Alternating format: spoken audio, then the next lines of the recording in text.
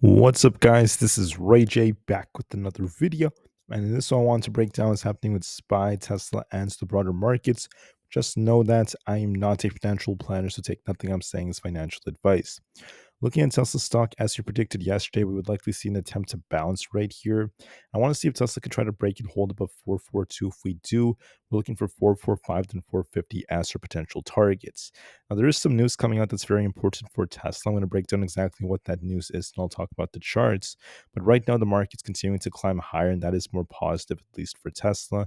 This is also what we predicted yesterday. So, what's happening so far?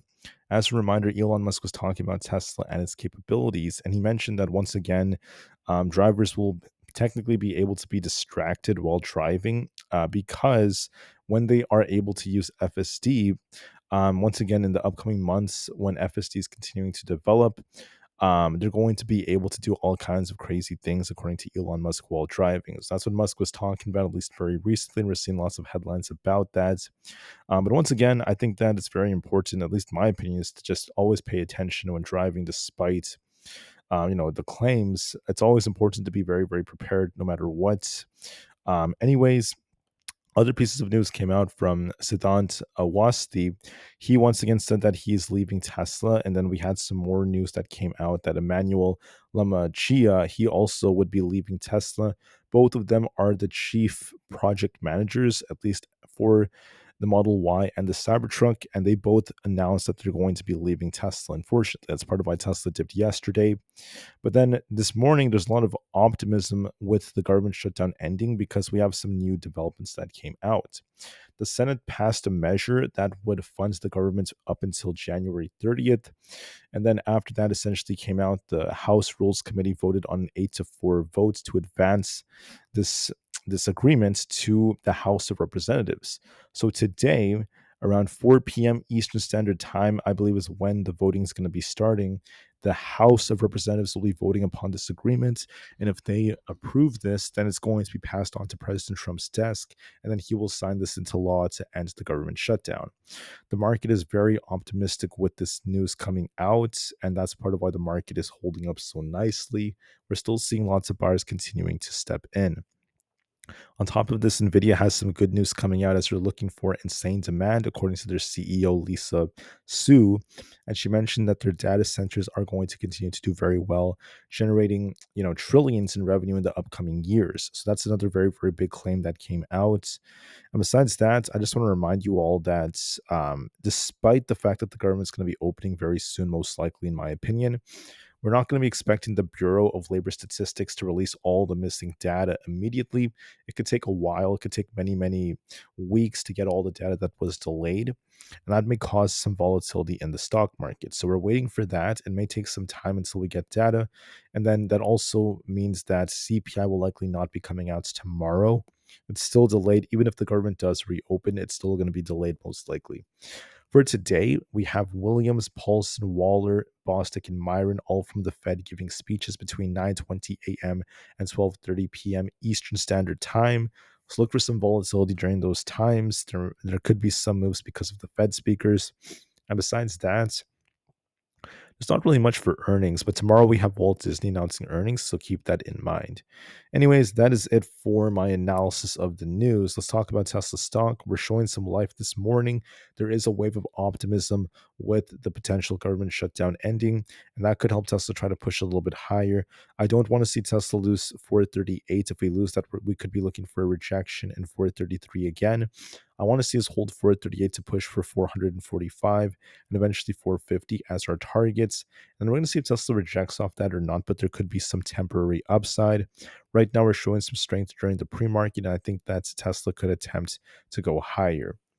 On SPY, we're looking bullish overall. We're going to see if we return to fill this gap that was left during the pre-market or not. But overall, we're on an uptrend, and we could be looking for us to get close to all-time highs. We need to lose 682 to be more bearish, but as of right now, it looks like we're just continuing to bounce, and we could be looking for an attempt for all-time highs. However, my warning is that this is approaching the government shutdown ending news, right? After the government shutdown officially ends, will we get some kind of rug pull afterwards? Will we come right back down? We'll have to watch for that because that news is mostly priced in.